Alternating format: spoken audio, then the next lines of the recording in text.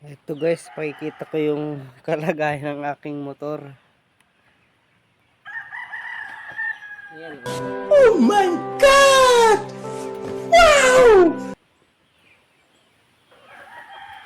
Kung ano na nangyari dito.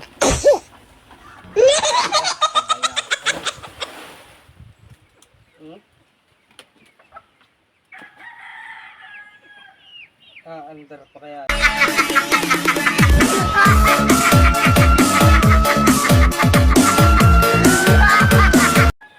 May gasolina.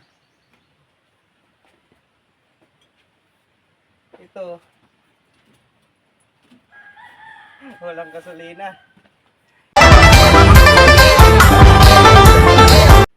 Hindi ko alam kung gagana pa yan. Ito yung isa. At ito yung isa sa likodan ko. Pinabayaan na.